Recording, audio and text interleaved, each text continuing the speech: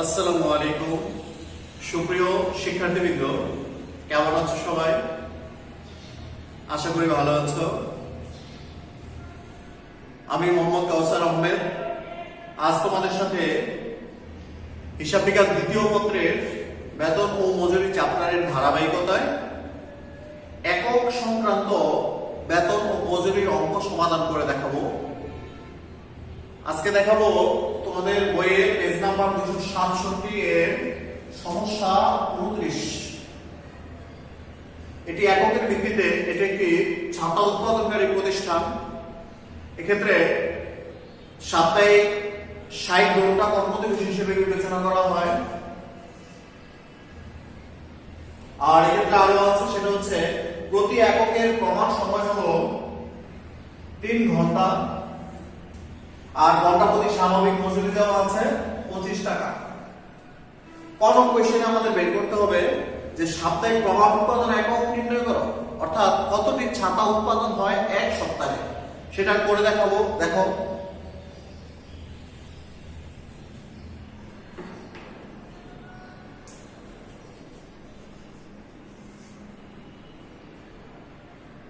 সাপ্তাহিক প্রমাণ উৎপাদন একক।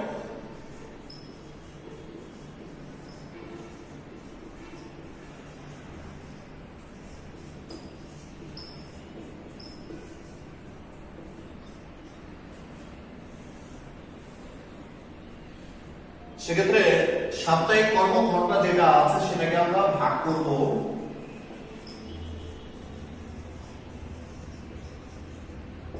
সাপ্তাহিক কর্মঘন্টাকে ভাগ করব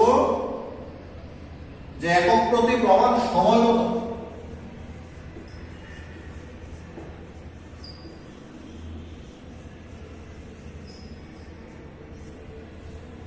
একক প্রতি প্রমাণ সময় দিয়ে ভাগ করব।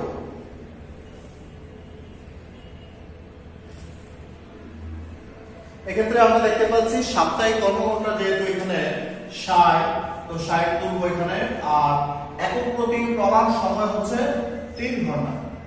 তাহলে এখন ভাগ করব স্বাভাবিকভাবে ঐকিক নিয়ম সিস্টেমে হয়ে যাচ্ছে। তোমরা যে ঐকিক নিয়মে 3 লাইনও করতে পারবে, তো সরাসরি এখন সূত্র বসিয়ে করলে তোমাদের মার্কস বেশি আসবে। সেক্ষেত্রে 60 কে আমরা 3 দিয়ে ভাগ করলে পাবো 20, অর্থাৎ যেহেতু একটা ছাতা উৎপাদনকারী প্রতিষ্ঠান, তাহলে আমরা লিখব 20টি ছাতা। তো এখন আমরা সাপ্তাহিক প্রমাণ উৎপাদন কিভাবে বের করলাম? সাপ্তাহিক কর্মঘন্টাকে একক প্রতি প্রমাণ সময় দিয়ে ভাগ করে। সাপ্তাহিক কর্মঘন্টা যেহেতু 60 আছে, 60 কে আমরা একক প্রতি প্রমাণ সময় 3 আওয়ার্স দিয়ে আমরা ভাগ করলাম আমরা পাই 20টি ছাতা, অর্থাৎ সম্পূর্ণ এক সপ্তাহে 20টি ছাতা উৎপন্ন হবে। এরপর আসি খ নম্বর কোশ্চেনে। কতে চেয়েছে একক প্রতি নিয়মিত মজুরি ও দক্ষতা ভিত্তিক মজুরি হার নির্ণয় করো। একক প্রতি নিয়মিত মজুরি বের করতে চাইলে আমাদের তো এক্ষেত্রে সূত্র ইউজ করতে হবে।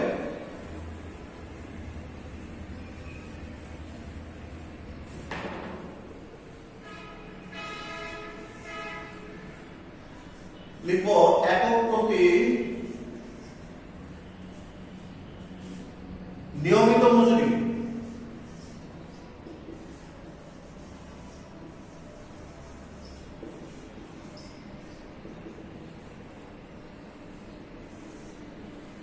এক্ষেত্রে দেখবো যে ঘন্টা প্রতি স্বাভাবিক মজুরি কত, সেই অংশটাকে ভাগ করব। তো ঘন্টা প্রতি স্বাভাবিক মজুরি আমরা ভাগ করব ঘন্টা প্রতি প্রমাণ উৎপাদন দিয়ে।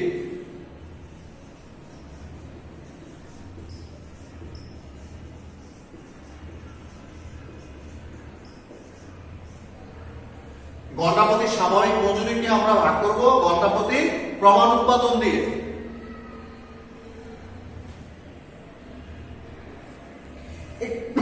এক্ষেত্রে আমরা ঘন্টা প্রতি স্বাভাবিক মজুরি পাই কোশ্চেনে 25 টাকা, আর ঘন্টা প্রতি প্রমাণ উৎপাদন কত ছিল? যেহেতু 3 ঘন্টায় 1 একক উৎপন্ন হয়, তাহলে 1 ঘন্টায় কত? নিশ্চয়ই হবে 1/3।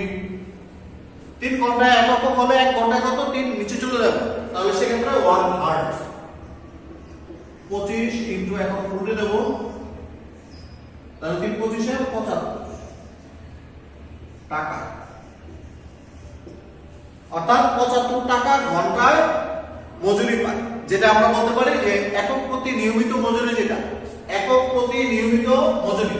আর ঘন্টা প্রতি স্বাভাবিক মজুরি ছিল সেক্ষেত্রে 25 টাকা। তো এটাকে আমরা একক দিয়ে আমরা ভাগ করলাম, ভাগ করলে পেয়ে গেলাম যে একক প্রতি নিয়মিত মজুরি কত, অর্থাৎ প্রতি একক প্রোডাকশনে গেলেই 75 টাকা পাবে। যেহেতু এটা প্রোডাকশন বেসিস এই ম্যাথটা হবে, তাহলে সেক্ষেত্রে আমাদের এই প্রোডাকশনটাকে প্রায়োরিটি দিতে হবে। তাহলে এক্ষেত্রে আমরা পেলাম 75 টাকা। এবার আসি দক্ষতা ভিত্তিক মজুরি হার জানতে চেয়েছে, সেটা কিভাবে করবে দেখো। একক প্রতি স্বাভাবিক মজুরি হার যেহেতু 75 টাকা ছিল, ওইটাকে ফলো করে আমাদের দক্ষতাটাকে লিখতে হবে। দেখো দক্ষতা ভিত্তিক মজুরি হার নির্ণয়।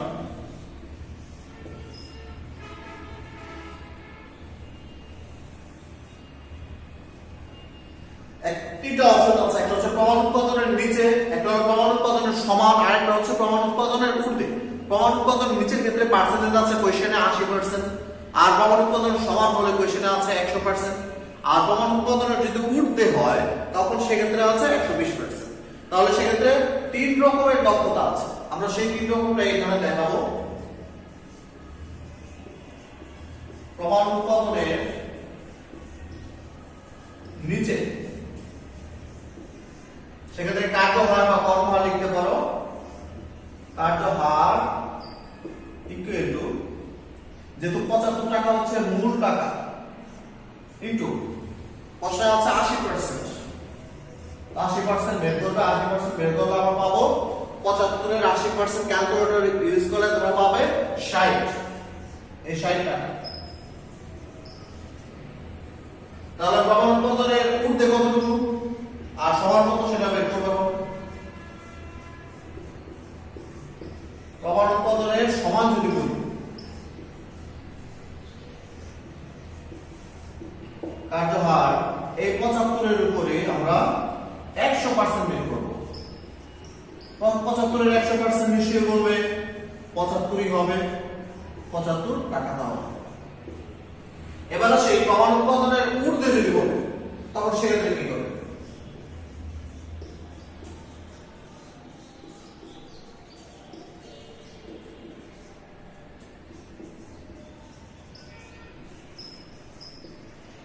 কার্যহার 75 ইনটু কোশ্চেনে আছে 120%, তো আমাদেরকে 120% লিখতে হবে।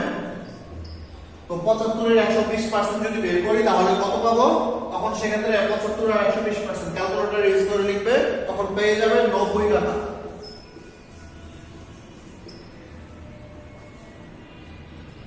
তাহলে আমরা কি পেলাম? দক্ষতা ভিত্তিক মজুরি হার নির্ণয় করার ক্ষেত্রে প্রমাণ উৎপাদনের নিচে যদি হয় তখন কার্যহার হয়ে যাবে 75 ইনটু 80%, প্রশ্নে দেওয়া আছে 80% এর কথা, তখন পাবো 60 টাকা। প্রমাণ উৎপাদনের সমান যদি হয় তখন কার্যহার হবে 75 ইনটু 100%, 100% হলে যে টাকা আছে ঠিক সেই টাকাই হবে। তারপর প্রমাণ উৎপাদনের ঊর্ধ্বে যদি হয় তখন কার্যহার হবে 75 ইনটু 120%, তখন সেক্ষেত্রে 90 টাকা।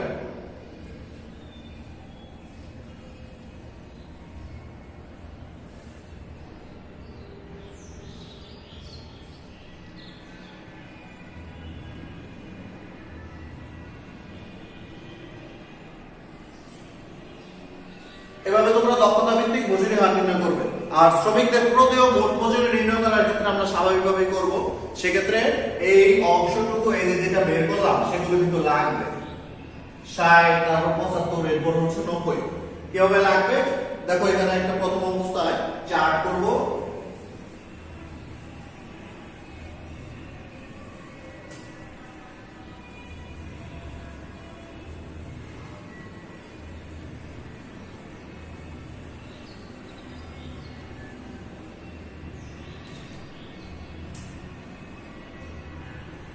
প্রতিষ্ঠানের নাম হচ্ছে, আমরা যদি খুঁজি তাহলে পাবো না, তাহলে সেক্ষেত্রে ডট ডট দিয়ে দেব।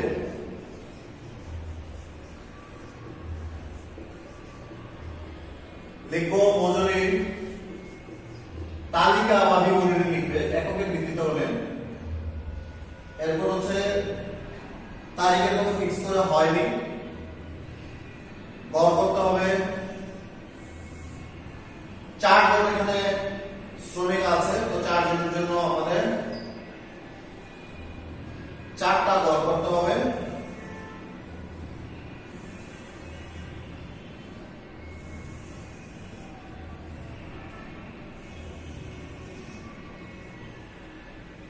আর মোটের জন্য একটা।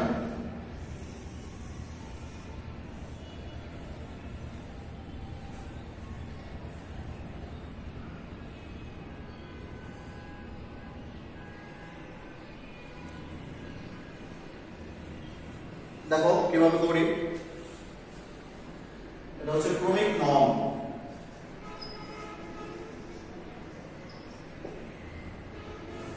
শ্রমিকের নাম লিখতে হবে শুধু।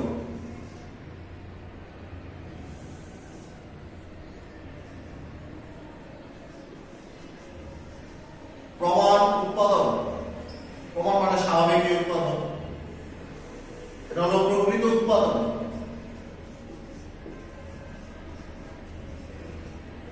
এরপর হচ্ছে দক্ষতার প্রমাণ,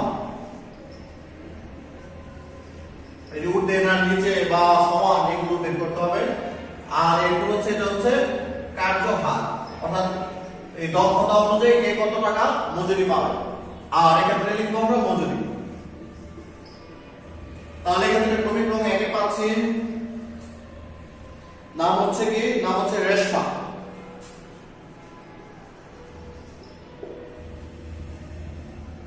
রেশমা, তারপর হচ্ছে দুয়ে পাচ্ছি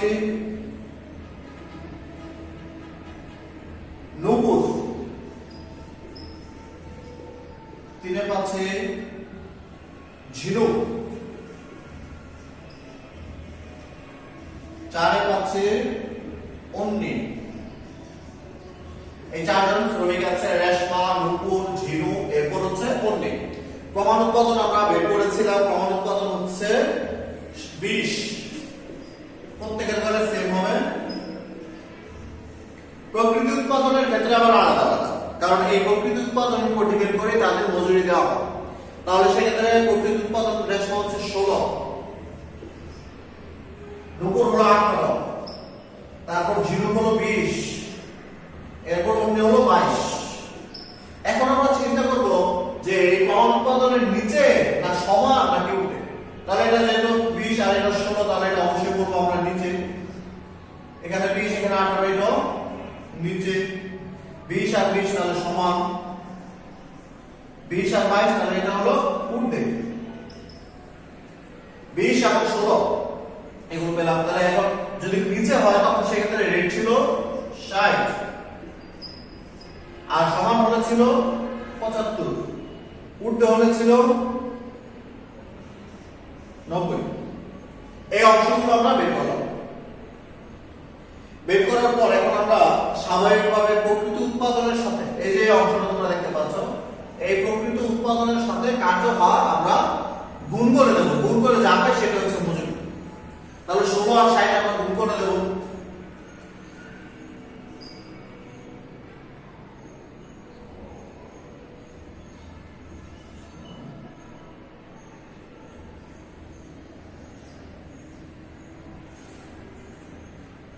প্রথমটি পেলাম 960, এবার দ্বিতীয়টি গুণ করবো 18 এবং 60।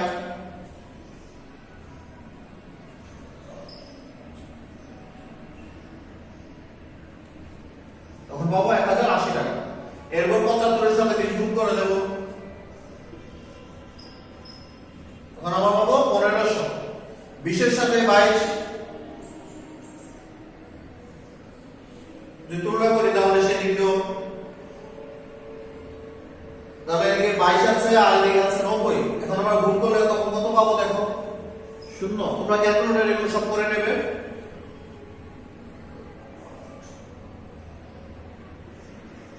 তাহলে ভাই 1980, 22 এবং 90 গুণ করেছে, তাহলে 1980। 16 আর 60 গুণ করবে, 18 এবং 60 গুণ করবে, 20 এবং 75 গুণ করবে, 22 এবং 90 গুণ করবে। তাহলে এখন মোট মজুরি যদি বের করি তাহলে মোট কত টাকা হয় দেখো, এই মোট বের করার ক্ষেত্রে আমাদের এই মজুরি টাকাগুলো সব একসাথে যোগ করতে হবে। যোগ করলে কত পাবো আমরা? যোগ করলে কত পাবো আমরা? দেখি যোগ করে ৫৫২০ টাকা। এই ৫৫২০ টাকাই হচ্ছে মোট মজুরি। তোমরা এভাবে মজুরি তালিকা বা মজুরি বিবরণী প্রস্তুত করে দেখাবে। আজ এ পর্যন্তই। সবাই ভালো থাকো, সুস্থ থাকো এই কামনায়। আল্লাহ হাফেজ।